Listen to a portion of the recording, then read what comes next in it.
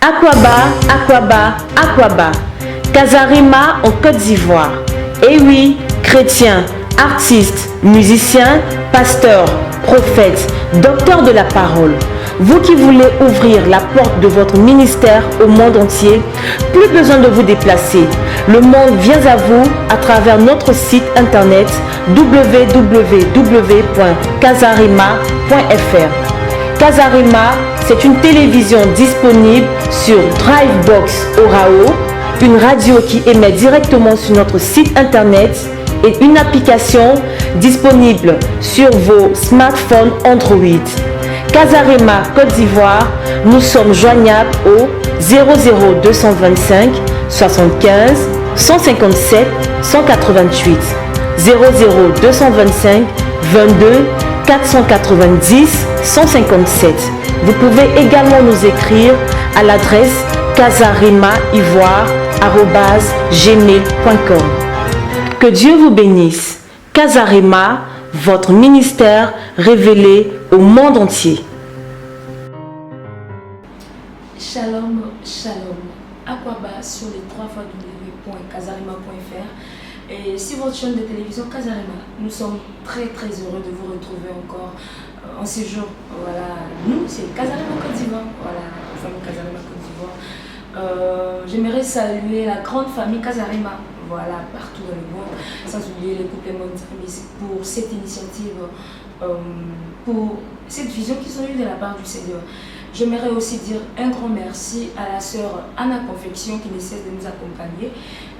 C'est la sœur qui m'habille. Voilà, je profite pour vous dire, pour vos cérémonies de mariage, d'anniversaire, des baptêmes, n'hésitez pas à la contacter. N'hésitez pas à la contacter via Casarima. Voilà, via Casarima, parce que c'est notre sœur. Elle fait de bonnes choses pour les seigneurs. Aujourd'hui, nous recevons pour vous quelqu'un qui n'est plus à présenter, notre frère, l'initiateur de Jésus RDC, le frère Justin Kabassele. Voilà, nous avons eu à faire des émissions précédentes. Il a eu à parler de la prostitution, du danger de la prospérité. Vous aviez été nombreux à réagir suite à ces émissions. Aujourd'hui, nous allons lui poser quelques questions. Il va essayer d'éclaircir un peu plus la vision de Jésus RDC. Voilà, afin que nous tous nous puissions mieux comprendre et saisir cette vision. Bonjour frère Justin Kabassele. Bonjour ma Céleste. Comment vous allez? Ça va très bien par la grâce du Seigneur. Encore Jésus RDC. Pouvez-vous rappeler encore la vision de Jésus RDC à nos téléspectateurs qui nous suivent en ce moment? Amen. Jésus RDC veut tout simplement dire Jésus, roi de la République démocratique du Congo. Nous œuvrons et nous travaillons pour que le Seigneur soit réellement le roi de notre nation. Et parce que c'est la seule solution et c'est le seul moyen pour que le Congolais soit réellement heureux. Nous espérons et nous souhaitons être heureux, libres, de pouvoir servir le Seigneur dans la joie aussi, prospérer, pourquoi pas. Et la seule solution pour que nous puissions y arriver, c'est de pouvoir vraiment faire de Jésus le roi de notre nation. Et nous œuvrons depuis un moment pour cela et nous bénissons le Seigneur pour cette mission qu'il nous a donnée d'accomplir dans la nation. Et aussi, pour aller un peu plus loin, Jésus RDC, c'est vraiment un ministère pour ramener l'adoration en tant que mode de vie, en tant que manière de vivre l'adoration dans la nation, dans la République démocratique du Congo, en tant que mode de vie, parce que l'adoration n'est pas un chant. Ah, d'accord, mais quand on parle de l'adoration, on voit tout de suite les chantres. Vous êtes chantre alors, vous chantez aussi? Je peux être chantre, mais l'objectif que nous voulons atteindre avec Jésus RDC n'est pas la chanson, pas du tout. L'adoration veut dire se prosterner devant le roi. Se prosterner devant le roi veut dire reconnaître que c'est lui le roi, c'est lui notre Seigneur. Nous lui devons tout ce que nous avons, nous lui devons tout ce que nous avons, tout ce que nous possédons. Nous lui devons tout. Par rapport à sa nature, nous nous prosternons devant lui et nous l'adorons. Nous reconnaissons sa sainteté, nous reconnaissons sa royauté, nous reconnaissons son pouvoir sur nos vies et nous dépendons de ce roi. C'est lui qui domine, c'est lui qui règne. L'adoration est simplement reconnaître le roi. Et c'est ce que nous voulons ramener c'est ce que nous voulons par ce ministère ramener dans la nation, dans la République démocratique du Congo. Mais les Congolais chantent tellement, il y a tellement des chantres au Congo. Pensez-vous que les gens qui sont là-bas n'adorent pas vraiment le Seigneur ou bien ne ramènent pas vraiment le règne de Jésus-Christ en RDC ou comment?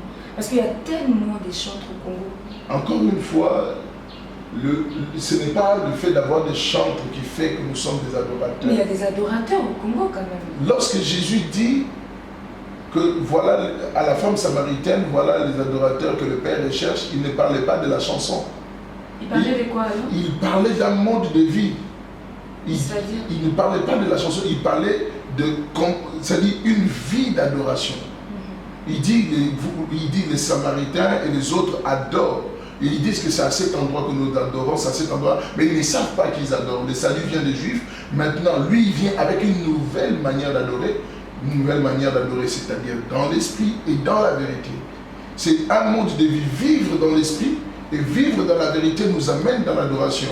Aujourd'hui, c'est-à-dire qu'il y a beaucoup de gens qui font une chose. Qu'est-ce qu'ils font? C'est qu'ils sont remplis du Saint-Esprit, mais ils vivent dans le faux. Quelqu'un peut être rempli du Saint-Esprit et vivre dans le faux?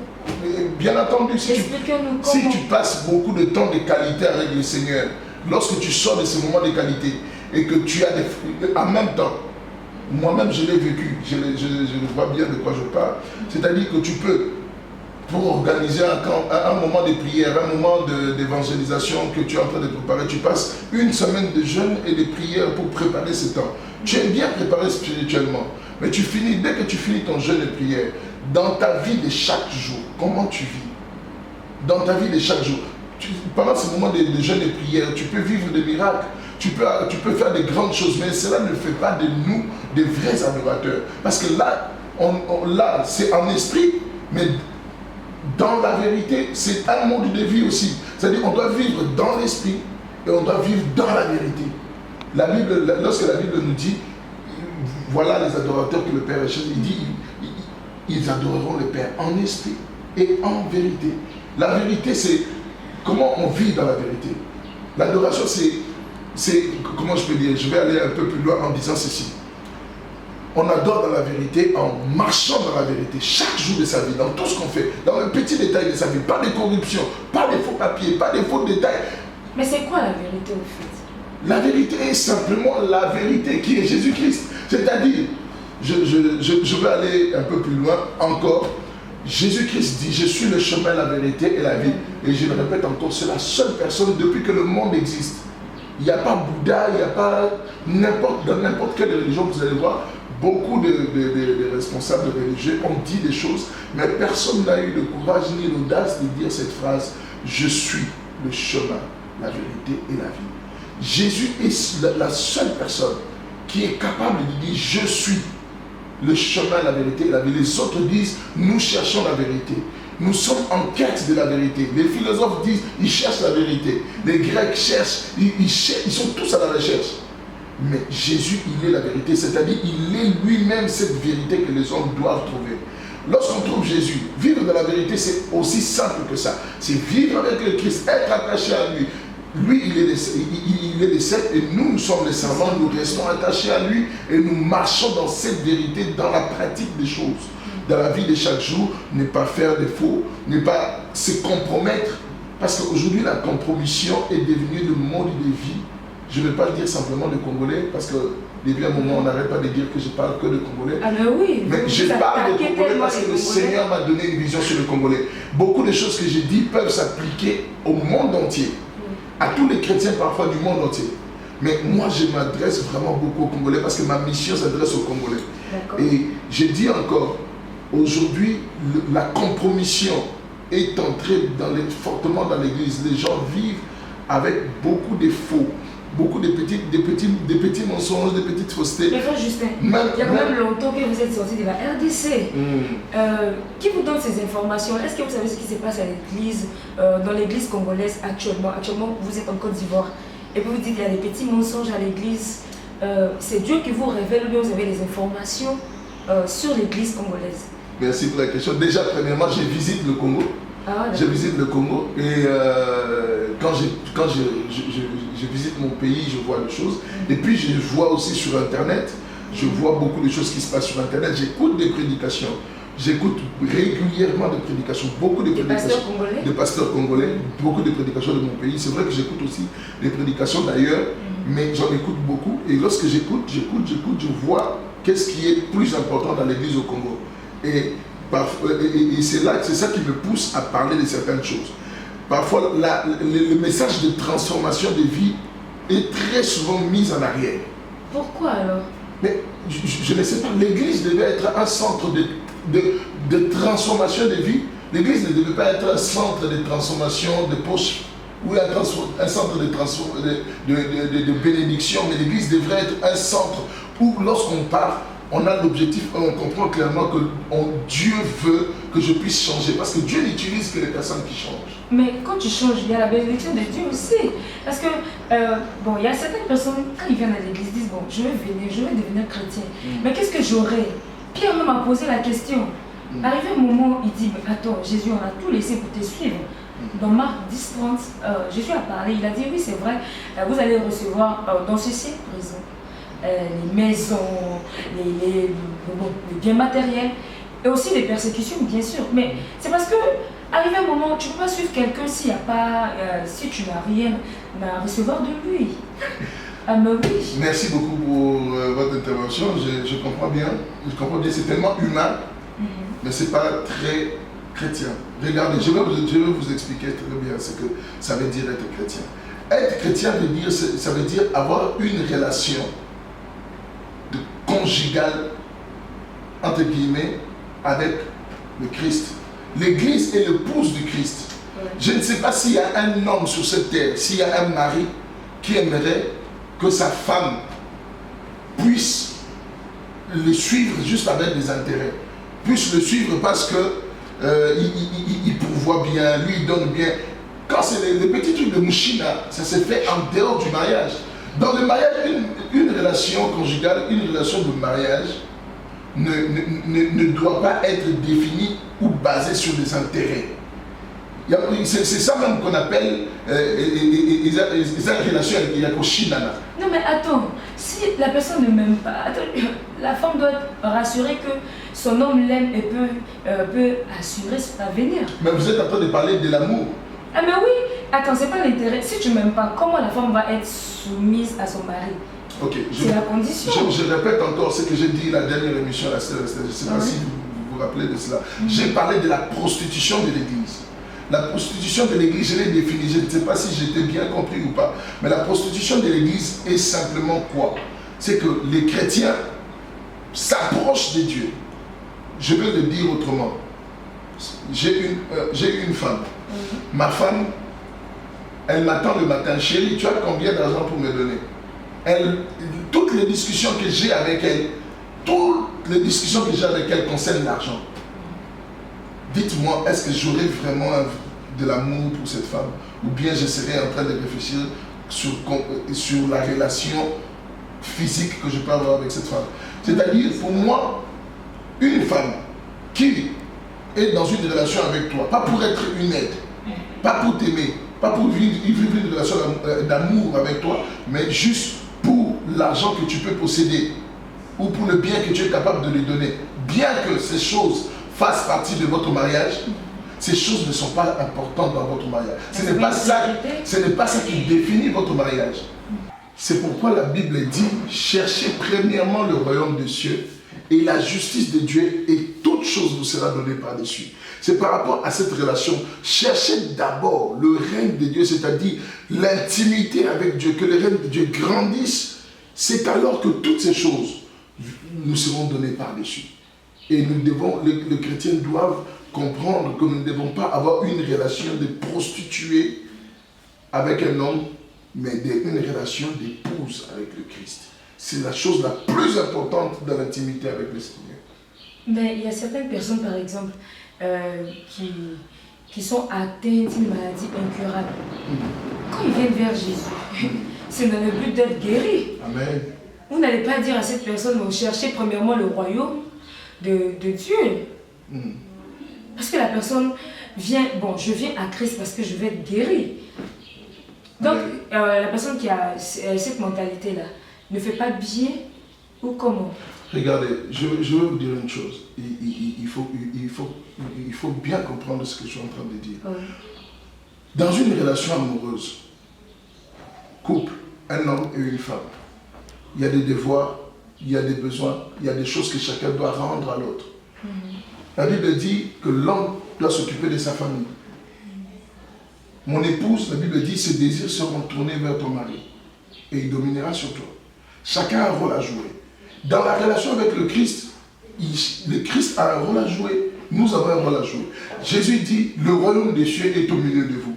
Jean-Baptiste, en train de mourir, il dit à ses disciples, allez demander si c'est lui ou nous devons en attendre un autre. La réponse de Jésus était très claire. Allez dire à Jean-Baptiste, les aveugles voient, les sourds entendent, les boiteux marchent, les muets parlent. Et pourquoi il donnait cette réponse? Parce que le miracle accompagne le royaume de Dieu. C'est-à-dire que le miracle, lorsque le royaume des cieux vient, lorsque le royaume des cieux vient dans la vie des hommes, les miracles accompagnent le royaume des cieux. Mais est-ce que le miracle est plus important que le royaume des cieux qui est la chose la plus importante, c'est-à-dire l'intimité, la base même de la relation? Est-ce que le miracle qui doit accompagner est plus important? C'est ça que nous devons comprendre. Nous devons comprendre une chose. Notre intimité avec Dieu, notre relation avec Dieu, notre manière de vivre avec Dieu, de marcher avec lui est plus importante que toutes les choses que Dieu est capable de nous donner.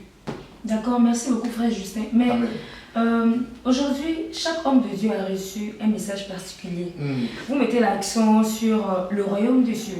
Aujourd'hui, peut-être il y a certaines personnes qui ne comprennent pas ça. Peut-être s'il a reçu un message de prospérité, le message que vous combattez, parce qu'il y a la dernière vidéo sur les dangers de la prospérité. Il y a un frère qui avait réagi en disant que est-ce que les hommes de Dieu qui prêchent la prospérité sont dans le faux ou comment? Parce que peut-être lui a reçu le message de la prospérité. Vous parlez du royaume, mais si la personne ne maîtrise pas le royaume, comment la personne peut parler du royaume? C'est ça aussi le problème. Premièrement, il n'y a pas deux évangiles. Il n'y a pas trois évangiles. Il y a un seul évangile.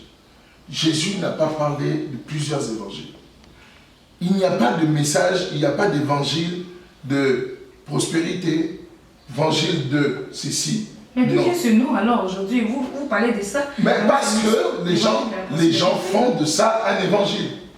Les gens font de ça un évangile et l'Église est devenue un centre de confort matériel. L'église est devenue un endroit où les gens vont pour avoir des promesses d'être plus riches. Ah bon? Mais il y a un seul évangile, l'évangile du royaume des cieux. Quand Jésus parle, il dit, je vous amène une bonne nouvelle. Le royaume des cieux est au milieu de vous. Tous les disciples du Christ ont parlé de la bonne nouvelle du royaume des cieux. Ils n'ont jamais parlé d'un autre évangile. L'évangile, il y en a un seul, il n'y a pas deux évangiles. Et tout autre évangile qui n'est pas l'évangile du royaume des cieux est centré sur l'homme. Et tout ce qui est centré sur l'homme vient du diable. Dans l'évangile du royaume des cieux, dans l'intimité avec Dieu, c'est Dieu qui est au centre. Oui. C'est Dieu qui est au centre. Et je voulais préciser, parce qu'il y a, c'est le frère dont vous parlez, a dit que Josh Meyer et d'autres personnes prêchent l'évangile. Moi, j'aime beaucoup Josh Meyer. Et je vais vous dire une chose. Josh Meyer, je n'ai pas entendu prêcher l'évangile de la prospérité. J'entends Josh Meyer prêcher le royaume des cieux sur terre. C'est-à-dire que l'homme doit déjà vivre le règne de Dieu dans sa vie, mais sur terre. Elle prêche un message que nous sommes en train de prêcher. Le message que nous sommes en train de prêcher qui parle de quelque chose de très important. Si tu veux être heureux, si tu veux vivre le bonheur, déjà à partir de cette terre, fais de Dieu le centre de ta vie. C'est le message que Josh Meyer prêche. Ce n'est pas un message de prospérité. Le message de prospérité est centré sur l'homme. Le message de prospérité est centré sur l'homme. Mais le message que nous prêchons est centré sur Dieu, sur le royaume des cieux. Et toutes ces choses amènent le bonheur à l'homme. Mais le plus important, c'est d'abord d'avoir le regard tourné vers Dieu, le consommateur de notre foi. Et Dieu n'est pas contre le fait de nous bénir. Dieu n'est pas contre le fait de nous faire du bien. C'est même l'objectif de Dieu.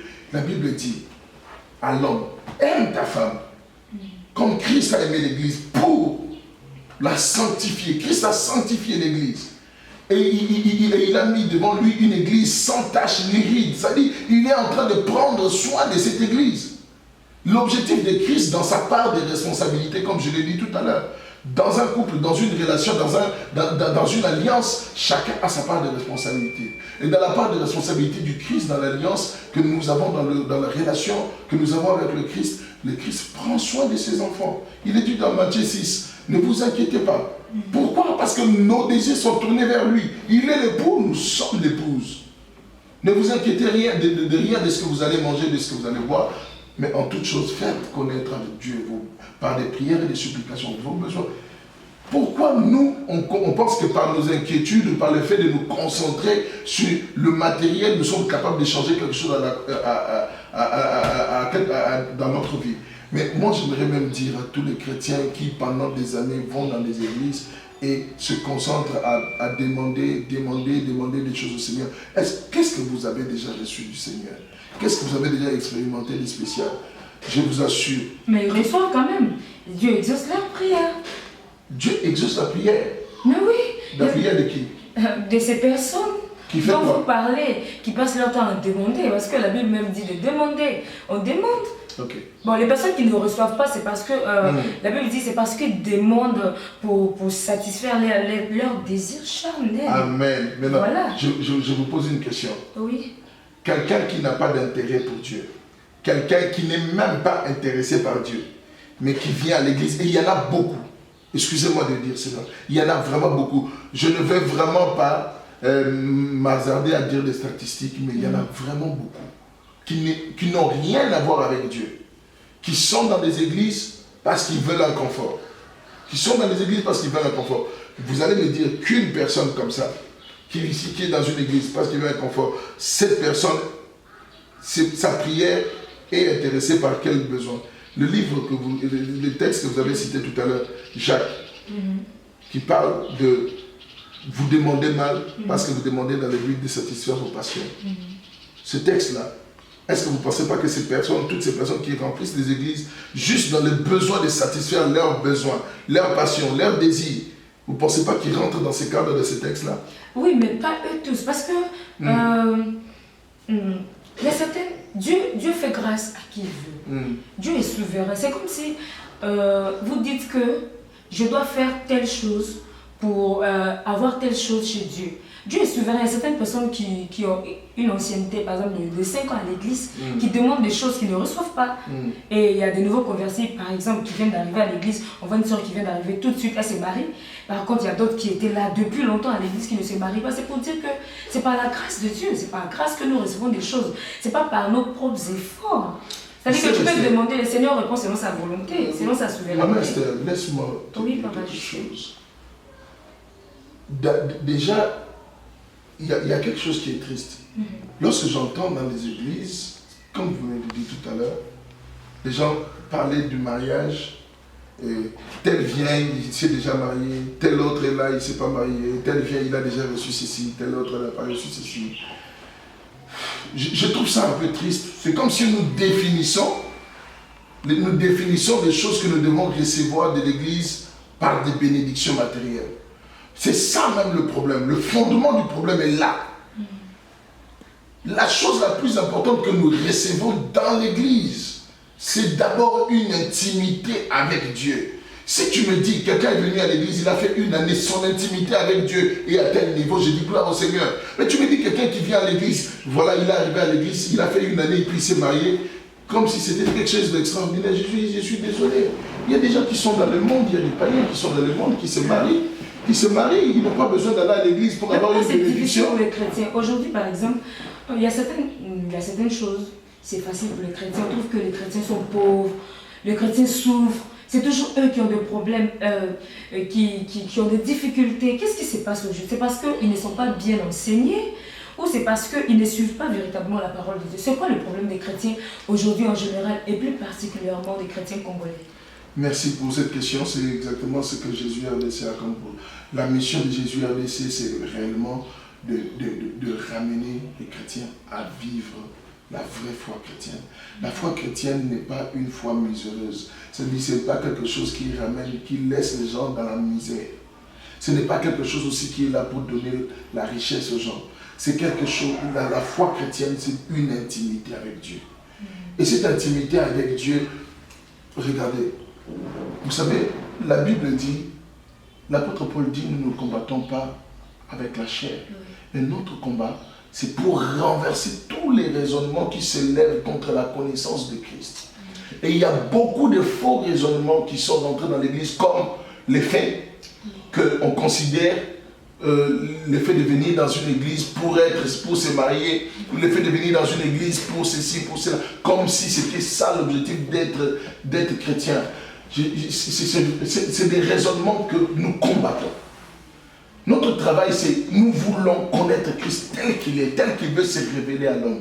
Christ veut se révéler à l'homme dans une intimité où les choses matérielles pâlissent à sa lumière. Lorsque Christ, la lumière de Christ rayonne, toutes les choses de ce monde pâlissent. Ça devient pâle, ça n'a plus de valeur. Les choses de ce monde n'ont plus de valeur. Pourquoi je vous dis ça? Parce que on peut réussir sa vie sans être chrétien. Il y en a qui réussissent leur vie, ils ne sont pas chrétiens, mais ils ne sont pas heureux. La seule différence qui fait entre les vrais chrétiens et tous ceux qui recherchent, même si tu viens à l'église pour rechercher le bonheur, et pour rechercher le bonheur en pensant que ton bonheur va se trouver dans les biens matériels ou dans les choses que tu peux posséder, la différence c'est que nous avons le bonheur parce que nous avons trouvé Christ. Chaque jour, Christ transforme notre vie. Il transforme notre vie, il nous permet de devenir comme lui, de lui ressembler. Plus je deviens comme Christ, plus je le ressemble, plus les choses de ce monde n'ont plus de valeur à mes yeux, plus toutes les choses de ce monde deviennent des acquis pour moi. C'est un peu contradictoire, mais moi je m'intéresse à certaines choses, moi je me concentre sur certaines choses, plus ça devient des acquis pour moi. Ça devient des acquis, c'est des choses que Dieu donne à ses enfants. Mais il nous a déjà donné toutes ces choses. La Bible nous dit dans Philippiens, ou aussi dans Ephésiens, je ne sais pas si je me trompe, chapitre 4, elle nous dit, nous sommes bénis de toutes les bénédictions dans les lieux célestes. Nous sommes bénis de toutes les bénédictions dans les lieux célestes. Christ nous a déjà bénis. Et nous n'avons pas à nous battre pour certaines choses que nous possédons déjà dans l'esprit. On doit croiser les bras alors. Non, justement. Mais faire quoi? Faire sa part, travailler. Dans ce contrat que nous avons avec le Christ, lui, il pourvoit nos besoins, mais nous, ce que nous faisons dans notre contrat, il nous dit, tu mangeras la sueur de ton front. Et s'il n'y a pas de travail, aujourd'hui tout le monde parle de crise, ça ne va pas, pour trouver du travail c'est difficile. Et pire encore, il y a des chrétiens qui ont des entreprises et qui ont du mal à prendre leurs frères chrétiens pour travailler avec eux. Amen. Il n'y a plus d'amour aujourd'hui. J'ai béni le Seigneur pour cette question. Je vais dire juste simplement une chose, la volonté de Dieu. Il faut être dans la volonté de Dieu. La Bible dit, offrez vos corps comme un sacrifice vivant. Offrir d'abord son corps. Il y a des étapes. Si tu veux vivre la volonté de Dieu, tu offres ton corps comme un sacrifice vivant. C'est-à-dire vivre et dépendre du Christ. Et puis, changement d'intelligence, renouvellement de l'intelligence. Romains chapitre 12, on le connaît très bien. Lorsque nous changeons notre manière de penser, notre manière de réfléchir, c'est alors que nous comprenons et nous apprenons à discerner la volonté de Dieu, qui est agréable, bonne et parfaite. Celui qui est dans la volonté de Dieu ne tâtonne pas. Celui qui est dans la volonté de Dieu ne se trompe pas. Ah bon? Il s'engage dans les choses qu'il faut. Il va là où il faut. La Bible dit dans le psaume, heureux l'homme. L'homme, heureux l'homme, qui ne marche pas selon le conseil des méchants, qui ne s'assied pas en compagnie de mon cœur, et qui ne s'arrête pas sur la voie des péchés, mais qui trouve son plaisir dans la loi de Dieu, qui trouve son plaisir dans l'intimité avec Dieu. Il est comme un arbre planté près d'un courant d'eau. Il donne son fruit à chaque saison où il doit donner un fruit, il le donne. Parce qu'il est dans les tempos, si tu veux. Cette personne est là où il doit être au bon moment et il sait donner du fruit à sa saison. Les chrétiens, Excusez-moi, aujourd'hui nous ne réussissons pas parce que nous combattons les mauvais combats. C'est-à-dire le mauvais combat. Le combat, c'est-à-dire que nous sommes en train de nous battre là où il ne faut pas nous battre. Bats-toi d'abord à comprendre et à vivre la volonté de Dieu et tu regarderas toutes les difficultés de ta vie avec beaucoup moins de pression. Frère Justin, est-ce que c'est pas parce que vous travaillez déjà, à vous voir, on sent que vous travaillez, vous êtes bien, peut-être que vous dites ça. Parce qu'il y a certaines personnes qui suivent la parole de Dieu, qui marchent selon la parole de Dieu, mais qui souffrent. Amen. Tu n'arrives pas à joindre le debout. Oui, on parle des épreuves.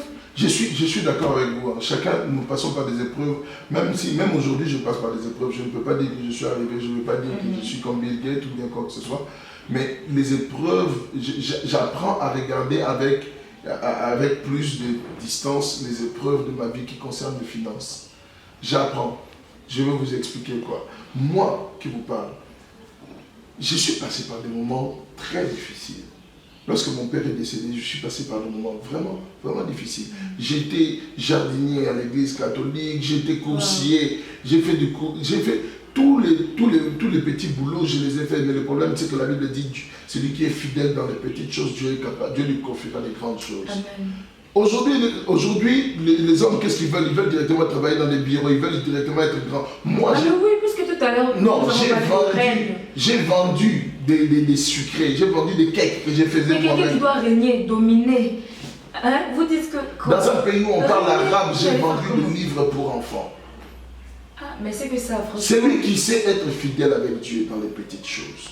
Un roi qui vend des livres, ou bien bon, c'est un peu compliqué. Parce que du moment où nous sommes appelés à dominer, à régner sur la terre. Kingdom now. Ouais, à régner sur la terre. Je me dis que, en principe, les chrétiens doivent avoir tout, c'est-à-dire tout l'argent, doivent être bien, mais on règne en même temps, on souffre. C'est un message très dangereux. Ah bon? Oui. Non, mais tout à l'heure, on a parlé de Joyce Meyer. Oui, vous avez dit qu'elle prêche, elle dit qu'on doit régner sur la terre, on doit vivre le royaume de Dieu d'abord sur la terre. Voilà, mais ça vous prêchez ça aussi. Excusez-moi, sœur Esther, il y a une grande différence entre nous devons régner sur la terre et Christ doit régner en nous. Vous prêchez quoi alors? Je prêche Christ régnant dans nos vies et nous permettant d'être des Christ avec lui sur la terre. Il te permet d'être de Christ sur la terre. Ça se passe comment? Non, il y a un grand danger. Oui. Tout message qui est centré sur l'homme est un problème. Jésus dit, il insiste, sans moi vous ne pouvez rien faire. Tout ce que je suis, toute la puissance, toute la gloire, au moment où même si ça arrive juste un peu que je commence à nier la force et la puissance et la place de Christ dans tout ce que je suis en train de faire, et puis je me lève, je dis, moi je suis, moi je domine, moi j'ai fait. Lorsque le Christ ne trouve pas sa place, il y a un problème. Mais il y a un verset qui dit dans le psaume, oui. J'avais dit vous êtes des dieux, cependant vous mourrez comme des hommes. Oui. Si tu es un dieu, donc tu domines, c'est que le Christ a fait, tu domines. Je voudrais vous expliquer quelque chose. Christ en nous, l'espérance de la gloire. Amen. Sans Christ, nous ne sommes rien. Oui. Quand on dit vous êtes des dieux parce que vous avez Dieu. Oui, en nous.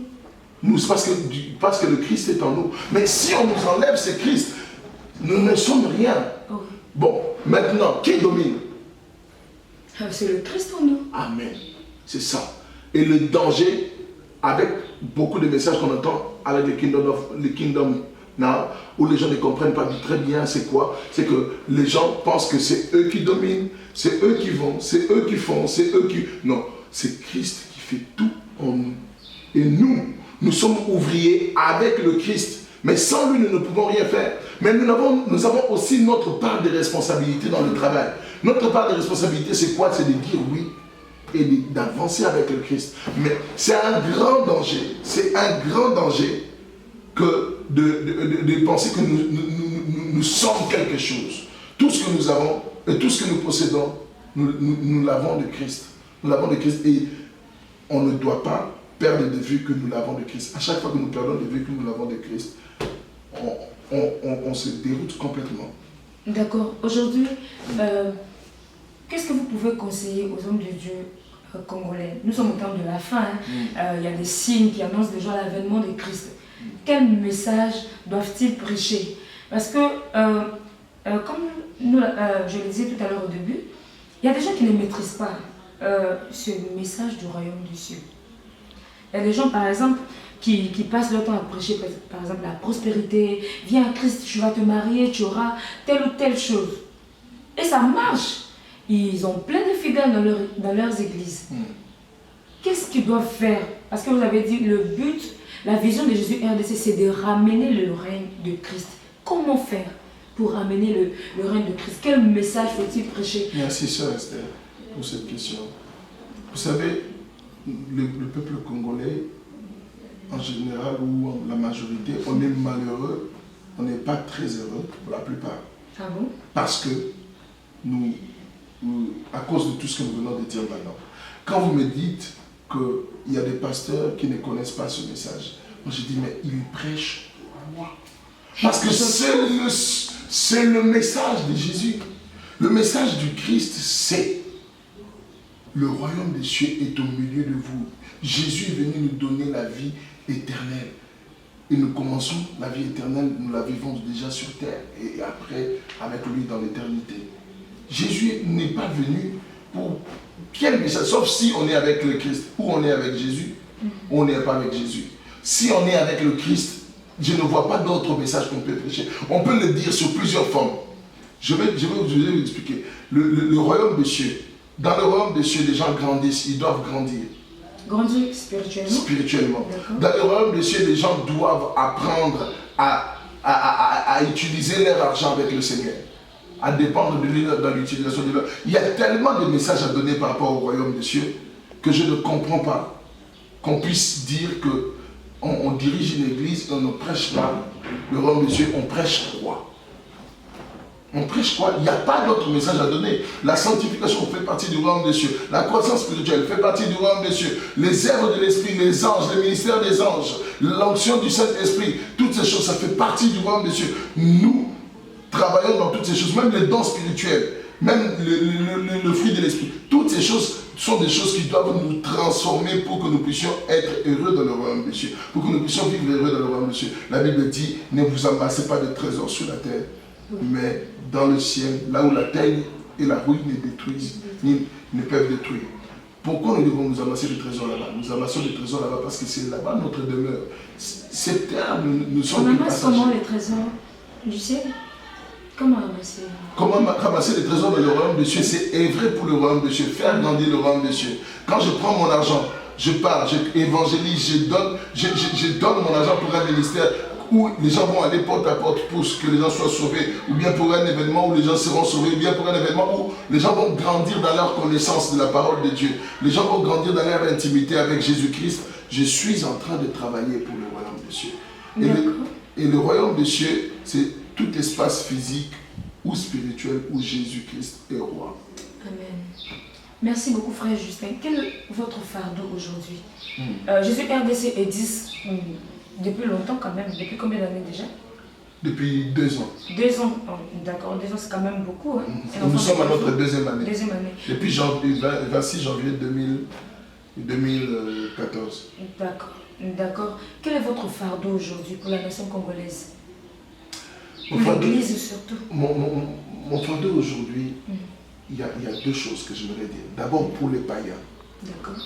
Je vais dire quelque chose aux païens, des gens qui osent se lever et dire qu'ils font tomber Jésus dans des émissions où ils disent Jésus KO, faites attention. Jésus KO? Oui, j'ai suivi des émissions où il y a des gens qui chassent des hommes dans la salle et ils disent Jésus KO et ils ont gagné. Beatles, les Beatles, regardez, l'histoire doit vous enseigner. On ne se moque pas de Dieu et on ne joue pas avec le nom de Jésus.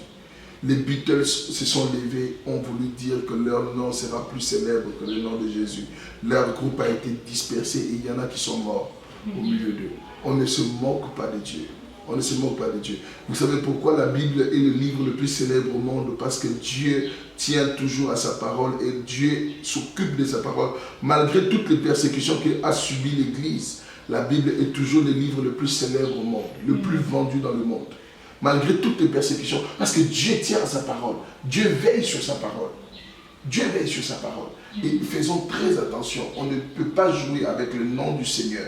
On ne peut pas jouer avec le nom du Seigneur. Les païens, les gens, vous qui ne connaissez pas Christ, vous qui voulez prier des dieux congolais ou des dieux noirs ou de dieux, je ne sais pas comment, je ne sais pas, mais je vous demande juste une seule chose, respectez les choses que vous ne comprenez pas. Si vous ne comprenez pas la foi chrétienne, respectez cette foi chrétienne, parce que votre salut, même si vous ne le savez pas, se trouve là-dedans.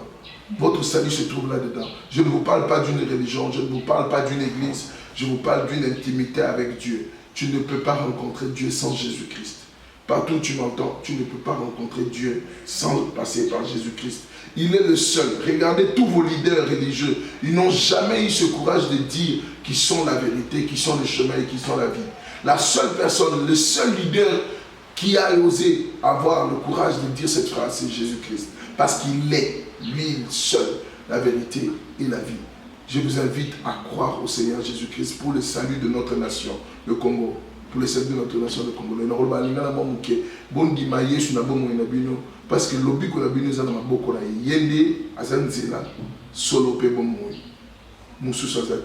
maintenant, pour l'église au Congo, j'aimerais dire un mot aux chrétiens congolais. Arrêtons de marchander avec le péché. Arrêtons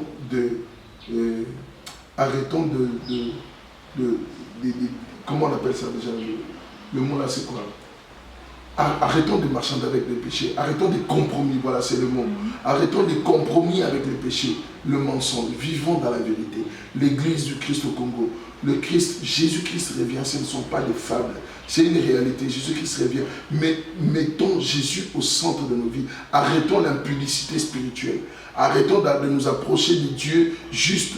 Je passe des moments de jeûne, je passe des moments de prière, je passe des moments de retraite juste pour recevoir de Dieu ce qu'il est capable de me donner. Cherchez l'intimité avec Jésus. Deviens réellement une épouse du Christ et dépends de lui. Apprends à dépendre de Christ et le Seigneur pourvoira pour notre pays. Et vraiment, les pasteurs maintenant, je vous en supplie, pour l'amour de notre Seigneur Jésus-Christ, je ne vous donne pas des ordres. Je vous demande juste simplement de changer vos messages. Que le royaume de Dieu vienne dans la nation. Prêchons le royaume de Dieu. Si nous lisons de Genèse jusqu'à Apocalypse, nous allons nous rendre compte que tout est centré sur ce royaume. Dieu voulait être le roi et il le veut encore aujourd'hui. Et il veut être le roi de ma nation. Et il veut que cette nation devienne une nation qu'il adore. La République démocratique du Congo, nous devons vivre la vraie adoration pour Jésus-Christ. Et je vous encourage vraiment, l'Église de Dieu, à vous tourner vers le Christ. Changez vos messages. Changez vos messages pour que Jésus soit le seul roi de la République démocratique du Congo. Amen. Donc, changez vos messages. Frère Justin, nous sommes au terme de cette mission. Quel est votre mot de la fin? Le mot de la fin, je pense que je l'ai dit tout à l'heure. Je pense vraiment que nous devons faire attention au message que nous prêchons, pasteur. Oui. Nous devons faire attention, fidèles de l'Église, à tout ce que nous recevons et prions pour que le Seigneur vienne régner dans la République démocratique du Congo.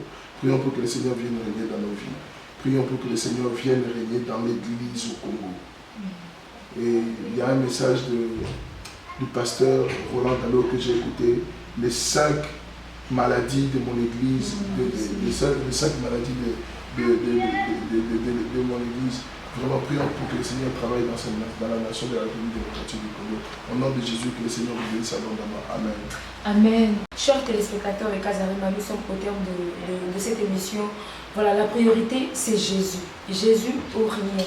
C'est-à-dire, revenons au culte original. Adorons le Seigneur de tout notre cœur, en esprit et en vérité. Peuple congolais, le Seigneur nous aime et a un plan merveilleux pour notre nation. J'aimerais saluer toutes les personnes qui nous ont suivis.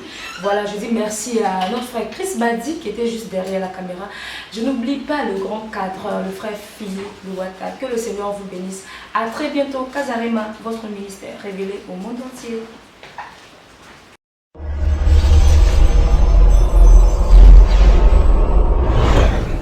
Aquaba, Aquaba, Aquaba. Casarima en Côte d'Ivoire. Et oui, chrétiens, artistes, musiciens, pasteurs, prophète, docteur de la parole. Vous qui voulez ouvrir la porte de votre ministère au monde entier, plus besoin de vous déplacer. Le monde vient à vous à travers notre site internet www.casarima.fr. Casarima, c'est une télévision disponible sur Drivebox Orao, une radio qui émet directement sur notre site internet et une application disponible sur vos smartphones Android.